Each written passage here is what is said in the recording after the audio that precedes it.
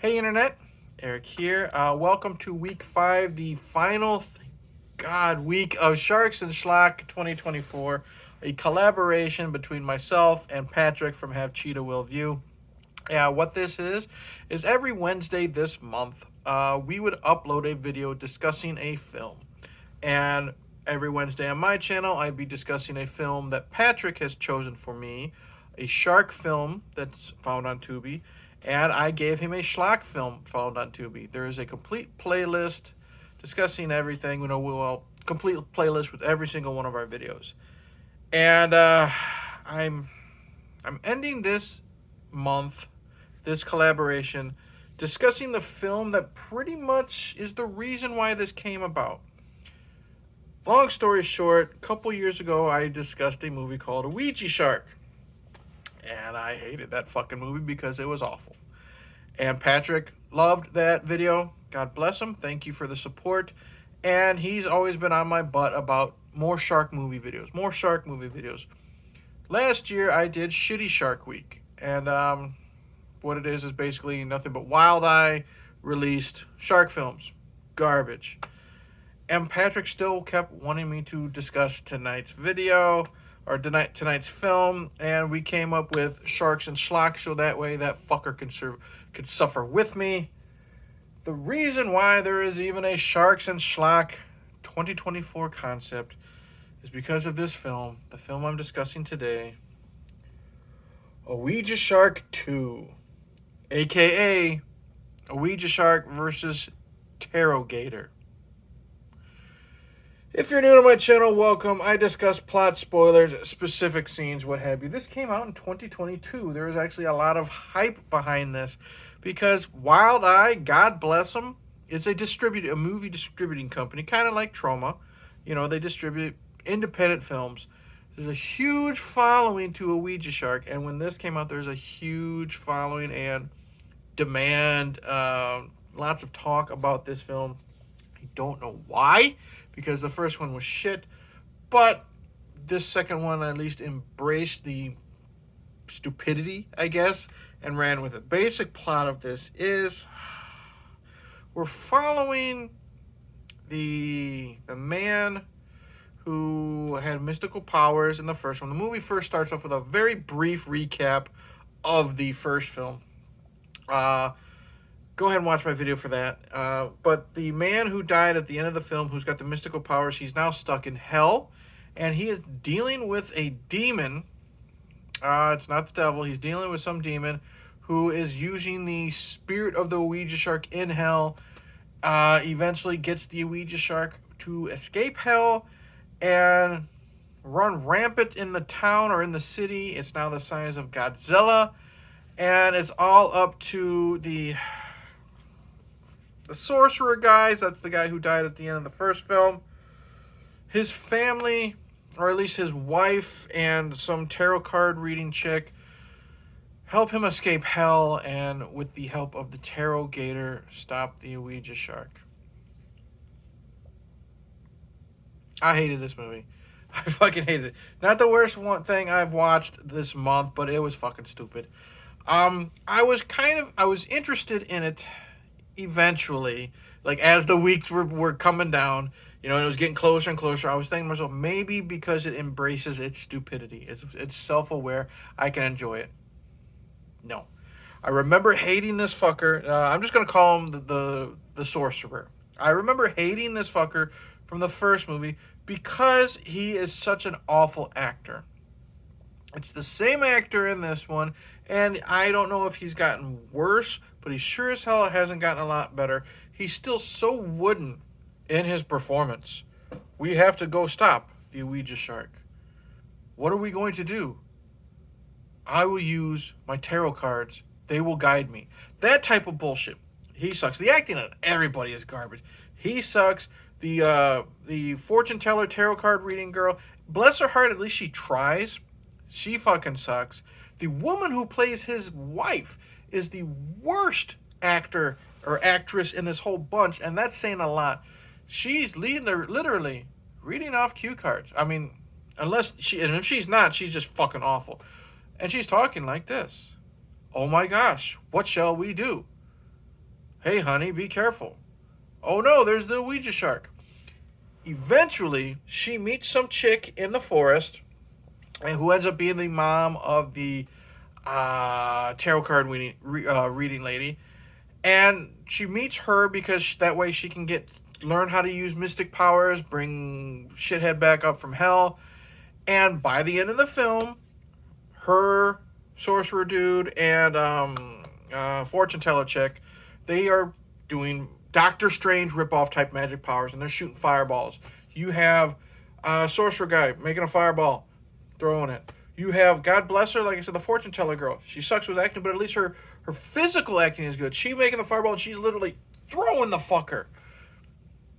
The wife, I told you how her acting is and how wooden it was, and how little effort she's putting in to try to make a good performance happen in this film. She's making the fireball. This is how she throws it. Like a ginger throw. You know, fuck off.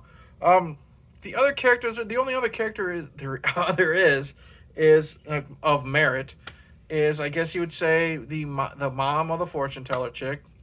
But she's in it for like 5 minutes. She's hiding in the forest, literally in her daughter's like treehouse. She sucks, but she shows up at the end, tries to help save the day. No one cares. The only other actor of merit that I think is worth mentioning is the guy that plays the demon.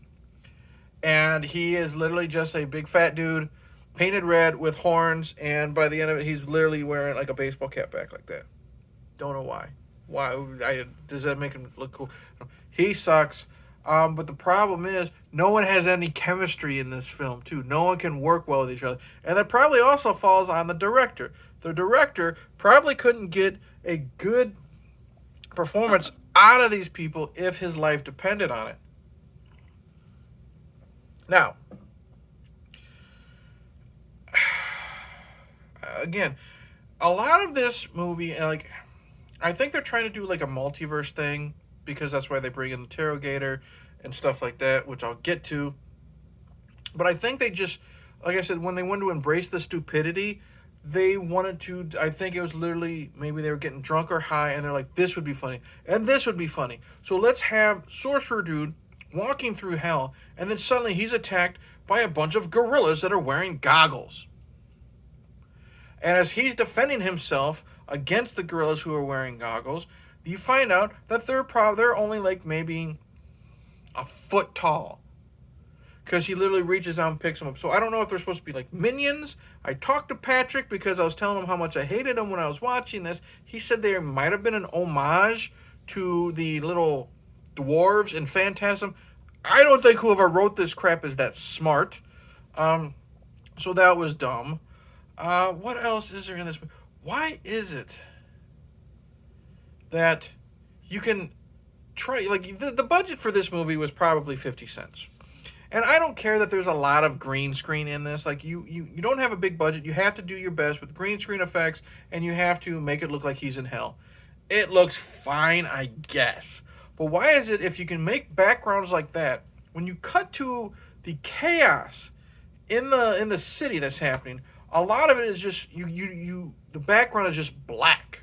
We literally have people walking around with black backgrounds. Like, you couldn't put a fake fucking image behind them. You have some person being a newscaster, and there's a black background. People being scared, and literally they're just like, ah!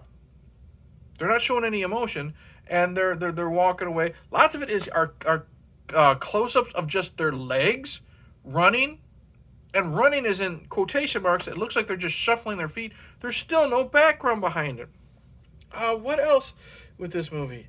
Again, the special effects are again, a dime a dozen, because they're literally probably cost a dime to put in. The shark is now shooting fireballs because it can. It attacks the sorcerer guy in hell with lasers coming out of its eyes, the force lightning stuff.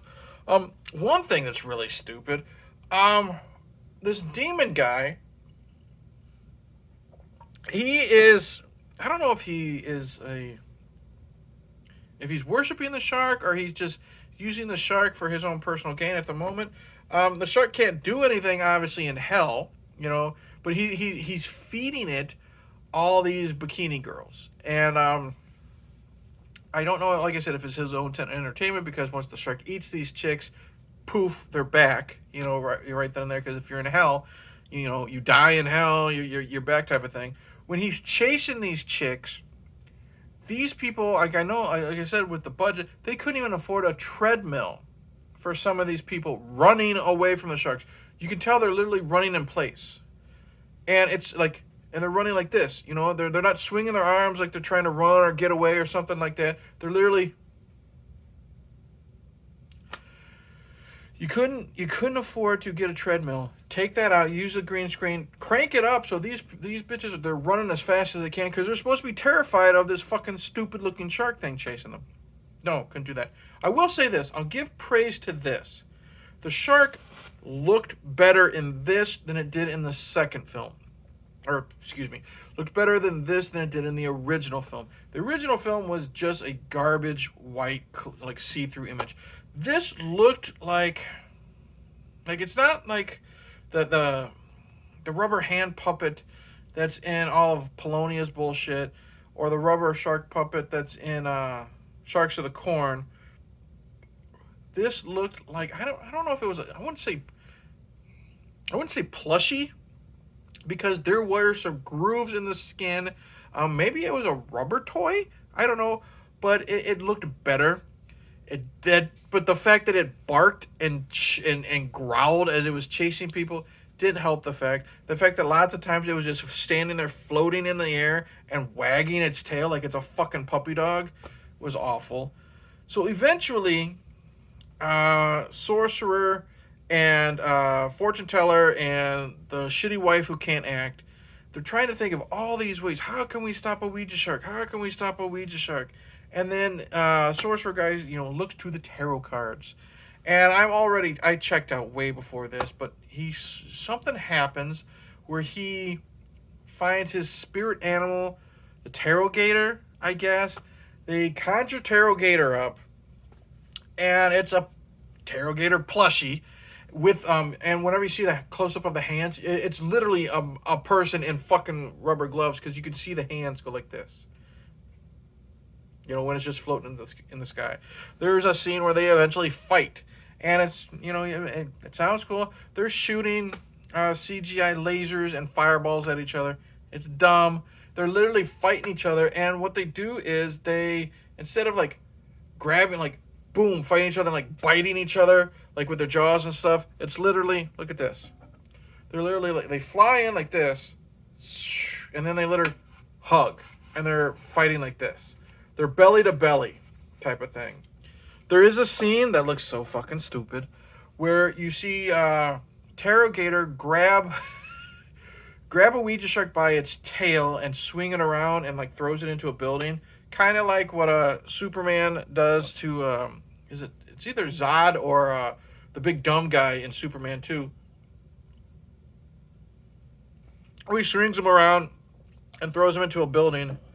You literally see a person's hands in gloves as the tarot-gator grab the shark's tail, swing him around. There's a scene. Let's look again. We're talking about the budget. There's a scene where in hell, sorcerer dude I don't know if he's got to fight. He's going on the river Styx or some bullshit, but he walks into somebody who's supposedly the Grim Reaper. And they couldn't even afford, granted, here's probably why they couldn't afford a treadmill for them dumb chicks to run on. They couldn't afford a Halloween mask, a skeleton mask, for this Grim Reaper to wear, this actor to wear, so he looked like a fucking skeleton. They literally painted his face like a skeleton, but kind of like how you would paint your kid's face. Like when you're doing the teeth, you do like those little ovals or whatever, but you can still see his fucking skin in between the teeth on his lips. You see the teeth in his mouth. So that defeats the purpose. The attempts at jokes in this film are so fucking lame. There is an ongoing joke when a Ouija shark and tarot-gator are fighting. There's some dumbass who's looking out of his CGI fucking window, and he's eating popcorn as buildings are falling. And he's saying, hey, that looks like my ex-wife's building. Someone gets eaten. Hey, that looks like my ex-wife.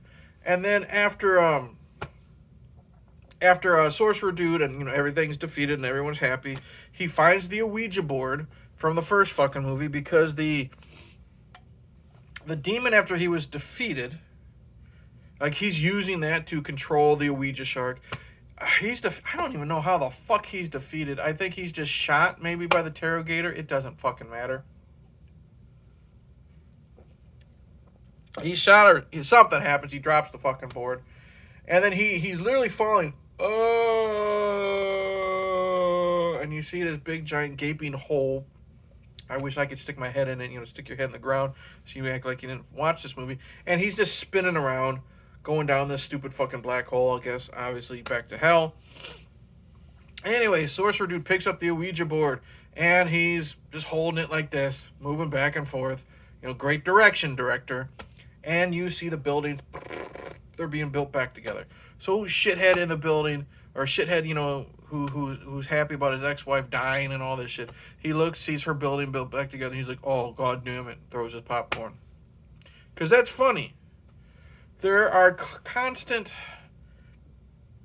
cuts to the television show that they're all watching while, a Ouija Shark is running rampant, and there's constant cuts to the horror movie or the horror channel, like Svengoolie type of character or show that's on it, because I guess it's funny. I can handle dumb shit, and I've said it before. You also have to go into a movie like this with a certain mind frame. I've said it before. Going into Howard the Duck, you're going to go into Howard the Duck with a different mind frame than, say, like Oppenheimer. You know what I mean? You're going to go into Freaked with a different mind frame as, like Silence of the Lambs or The Green Mile. You know what I mean? So I went into this movie with the mind frame that's going to be fucking stupid. Now, granted, I did go in with a mind frame that I was going to hate it because of how much I hated the original. But like I said, I also thought that with it embracing the stupid, it could be tolerable.